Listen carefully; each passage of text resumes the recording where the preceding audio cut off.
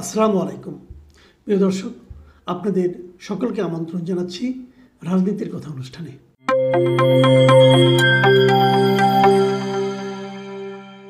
আমি আজকে তিনটা পত্রিকা থেকে তিনটা নিউজ আপনাদের জাস্ট একটু আপনাদের সামনে তুলে ধরতে চাই।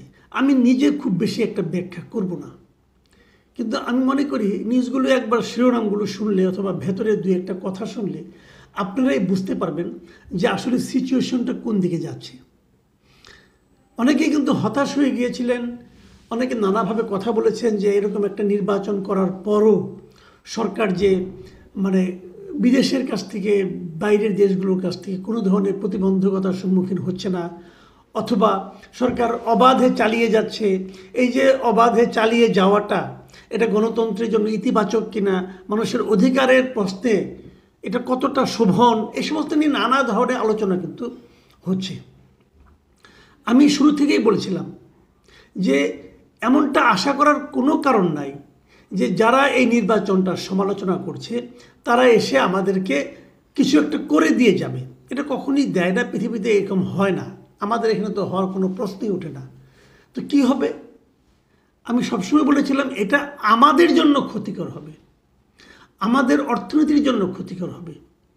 আমাদের সরকার যদি সারা দুনিয়ার চিন্তা ভাবনার বাইরে চলতে চায় তাহলে সরকার একা হয়ে যাবে। আমাদের সরকার যদি কোনো কারণে মনে করেন বৈদেশিক বাণিজ্যের ক্ষেত্রে যদি কোনো ঝামেলায় পড়ে, সেটা কিন্তু যতটা না সরকারের উপর পড়ে তার চেয়ে বেশি পড়ে জনগণের উপর। আমি, আপনি, জনগণ, আমরা কি টের পাচ্ছি না? এই নির্বাচনের পর 7ই জানুয়ারির যে নির্বাচনটা হলো, এই নির্বাচনের পর আপনি কি কোনো একটা অর্থনৈতিক কর্মকাণ্ড করতে গিয়ে আগের তুলনায় ভালো অনুভব করেছেন? সিম্পল প্রশ্ন, নিজেকে প্রশ্ন করেন। আপনি গত 3 মাসে কোনো একটা অর্থনৈতিক কর্মকাণ্ড করতে যে কোনো একটা অর্থনৈতিক কর্মকাণ্ড করতে গিয়ে আগের চেয়ে স্বাচ্ছন্দ্য বোধ করেছেন? যদি না করেন তাহলে বুঝবেন যে অর্থনীতির অবস্থা খারাপের দিকে যাচ্ছে। অর্থনীতির অবস্থা খারাপের দিকে যাওয়া মানে আপনি খারাপ হয়ে যাওয়া। আমি 3টা ঘটনা যে কথাটা বলতে চেয়েছিলাম সেটা আগে বলি। 3টা নিউজ। দৈনিক কালবালার একটা নিউজ প্রথম পড়ি।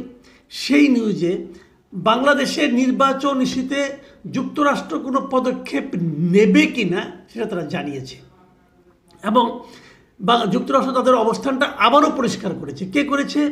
দেশটির জাতীয় নিরাপত্তা কাউন্সিলে সংযুক্ত প্রেসিডেন্ট বাইডেনের বিশেষ সহকারী এবং গণতন্ত্র ও মানবাধিকার বিষয়ক সিনিয়র পরিচালক কেলি রাজ্জুক এক ব্রিফিংয়ে তাদের অবস্থানটা পরিষ্কার করেছেন। উনি কি বলেছেন? উনি বলেছেন, ওনার কথাটা আমি হুবহু পড়ে শুনে, উনি বলেছেন অন্যান্য পর্যবেক্ষকদের সঙ্গে আমরা একমত, বাংলাদেশের নির্বাচন অবাধ বা সুষ্ঠু হয়নি। আমরা ব্যথিত সব রাজনৈতিক দল নির্বাচনে অংশ নিতে পারেনি। রাজনৈতিক দলগুলোর সদস্যদের গ্রেপ্তারের বিষয়েও আমরা উদ্বিগ্ন। কথাটা কিন্তু ক্লিয়ার, একদম ক্লিয়ার। এখন আপনি বলবেন, কই, আমাকে তো চট থাপড় মারেনি, তাহলে আমার তো কোনো সমস্যা নাই। এখন সবসময় চট থাপড় মেরে কিন্তু বোঝাতে হয় না এই যে তোমার কাজটা ভালো হয়নি। ভদ্রলোকের জন্য এইটুকুই যথেষ্ট। এবং তবে তাহলে তারা কি করবে? তারা কি আমাদের দেশের উপর কোনো নিষেধাজ্ঞা দিচ্ছে? অথবা সেরকম না, সেখানে সেটা স্পষ্টভাবে বলেছি। দেখেন ওনার আরেকটা প্রশ্নের উত্তর দেখেন, এতে আপনারা ক্লিয়ার হয়ে যাবেন তারা আসলে কী বলতে চান। অপর এক প্রশ্নের জবাবে রাজ্জুক বলেন, আমরা খুব স্পষ্টভাবে বলেছি প্রতিটি গণতন্ত্র আলাদা এবং গণতন্ত্রের কোনো নীল নকশা নেই। আমরা স্পষ্টতই এই বিভিন্ন দেশের সঙ্গে আমাদের দ্বিপাক্ষিক সম্পর্কের প্রেক্ষাপটে গণতান্ত্রিক সংস্কার এবং প্রচেষ্টার কথা উল্লেখ করেছি। দ্বিপাক্ষিক বিষয়টা কি? এই যে ইন্দো প্যাসিফিক অঞ্চল নিয়ে, এখানকার যে জিও পলিটিক্স, এইগুলো নিয়ে তাদের সঙ্গে, যুক্তরাষ্ট্রের সঙ্গে আমাদের কি লেনদেন হবে, এটা নিয়ে তারা কাজ করবে। তার মানে তারা আমাদেরকে ত্যাগ করছে না, কিন্তু তারা জানিয়েছে যে তোমাদের কর্মকাণ্ড আমাদের পছন্দ হচ্ছে না। তাদের এটি স্টাইল। এখন এই স্টাইলে যদি আমরা অন্য ব্যাখ্যা করব সেটা আমাদের ব্যাপার। আমি আরেকটা নিউজ পড়ি। এই নিউজটা হলো, এটা মানবজমিন থেকে আমি নিয়েছি, আজকের পত্রিকায়। সেখানে শিরোনামটা হলো ইউনূসের বিরুদ্ধে প্রতিহিংসা, যুক্তরাষ্ট্র বাংলাদেশ অংশীদারিত্বে নেতিবাচক প্রভাব ফেলবে। এই হলো নিউজটা। আমি এখানে পড়ে শোনাই। এখানে যুক্তরাষ্ট্রের একজন ডেমোক্রেটিক দলের প্রভাবশালী সিনেটর ডিক ডারবিন, উনি যুক্তরাষ্ট্রে নিযুক্ত বাংলাদেশের যে রাষ্ট্রদূত আছে মোহাম্মদ ইমরান, তার সঙ্গে একটা বৈঠক করেছেন। ওই বৈঠকে উনি এই কথাটা বলেছেন এবং উনি কি বলেছেন সেই বৈঠকের একটা ছবি এবং ওই বক্তব্যটা উনি উনার যে এক্স হ্যান্ডেল আছে, মানে আগে যেটাকে টুইটার বলতাম, সেখানে উনি প্রকাশ করেছেন, লিখেছেন। উনি কি লিখেছেন আমি খালি সেটুকু পড়ে শোনাই। উনি লিখেছেন, বাংলাদেশের সাথে নিজের সম্পর্ককে গুরুত্ব দেয় যুক্তরাষ্ট্র। রোহিঙ্গা শরণার্থীদের সহায়তার জন্য প্রশংসা করি আমি, কিন্তু মোহাম্মদ ইউনূসের বিরুদ্ধে প্রতিহিংসা শেষ করতে ব্যর্থ হলে তা এই অংশীদারিত্বকে নেতিবাচকভাবে প্রভাবিত করবে। জনাব ইমরানের সঙ্গে বৈঠকে আমি অধ্যাপক ইউনূসের উপর হয়রানি বন্ধ করার আহ্বান জানিয়েছি। দেখুন, এটা নিয়ে অনেক আলোচনা হয়েছে, আমি নতুন করে বলতে চাই না। আমি কেবল একটা কথাই বলবো, একজন ব্যক্তির জন্য যুক্তরাষ্ট্র যখন এভাবে কথা বলেন, তখন সেই জিনিসটাকে আমি আমার সরকার যদি গুরুত্ব না দিয়ে কিছু একটা করতে যায়, সেটা কি আইনের শাসন প্রতিষ্ঠা হবে নাকি জেদ প্রকাশ করা হবে, এটা আপনারাই ভালো বুঝবেন। এটা নিয়ে আমি আলোচনা করতে চাই না। যেটা বলে আমি শেষ করতে চাই, ওগুলো তো জাস্ট দুটো ঘটনা বললাম। শেষ যেটা করবো সেটা হলো গিয়ে প্রতিক্রিয়াটা আসলে কি হচ্ছে। সেটা হলো প্রথম আলোর একটা রিপোর্ট, জানুয়ারিতে যুক্তরাষ্ট্রে পোশাক রপ্তানি কমেছে 36.5%। এটা হলো প্রতিক্রিয়ার একটা নমুনা পড়ে শোনাচ্ছি আপনাদের।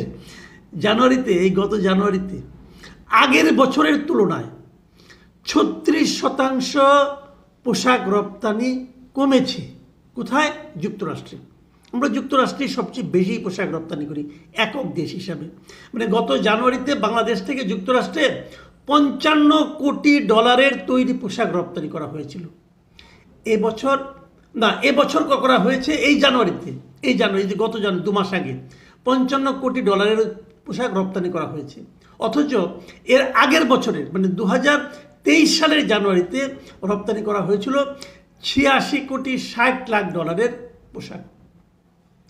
বিশাল অঙ্কের পোশাক, কিন্তু মানে $33.60 কোটি টাকার $60 লাখ পোশাক কিন্তু এবার কম গিয়েছে। কেন? এটা কিন্তু তাদের সঙ্গে যে আমাদের সম্পর্ক, যে ভালোবাসা, সে ভালোবাসার যে কম বেশি তারই রিফ্লেকশন হলো এটা। অনেকে বলে যে যুক্তরাষ্ট্রের নিজেরই তো পোশাক শিল্প, এবার ওরা খুব বেশি একটা পোশাক কিনছে না বিভিন্ন দেশ থেকে। এটাও সত্য কথা, কিন্তু যুক্তরাষ্ট্র নিজেরাই অনেক কেনা কমিয়ে দিয়েছে।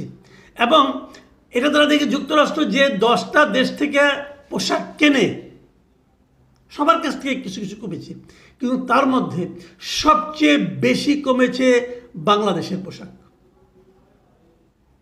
কি বলবেন? কেন? এটা কি আনন্দের খবর আমাদের জন্য? আনন্দের খবর না। এবং এটা কেন কমেছে, এটা নিয়ে নানা রকমের ব্যাখ্যা বিশ্লেষণ হতে পারে। নানা কথা নানা জনে বলে, আমি ডিটেলে গেলাম না, গেলে আমিও বলতে পারবো। এটা তো আর বলার জন্য খুব বেশি কিছু লাগে না, একটু ডাটাগুলো ঘাটলেই হয়। নানা কথা বলা সম্ভব, কিন্তু যত কিছুই আপনি বলেন না কেন, বাস্তবতা হলো গত বছরের জানুয়ারিতে যা বিক্রি হয়েছিল, যত পোশাক পাঠাতে পেরেছিলাম, এবছরের জানুয়ারিতে তার চেয়ে $33.60 কোটি পোশাক আমরা কম পাঠিয়েছি। এটাই হলো বটম লাইন। এই যে আমাদের কমে গেল এটা রপ্তানিটা, এটা কিন্তু আমাদের অর্থনীতির উপর কি কোনো নেতিবাচক প্রভাব ফেলবে না? ফেলবে। এবং সেই নেতিবাচক প্রভাবের ফল কে ভোগ করবে? সরকার ভোগ করবে না, মানুষ ভোগ করবে।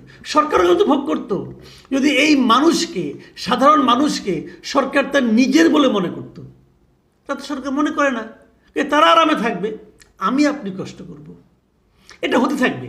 এই ধরনের 2-1টা ঘটনা আপনারা পরবর্তীতে দেখবেন, মিলাই থাকবেন, মিলাবেন আস্তে আস্তে। একবারে কিছু হয় না, এভাবেই হয়। প্রিয় দর্শক, এখন এ পর্যন্তই। আল্লাহ হাফেজ।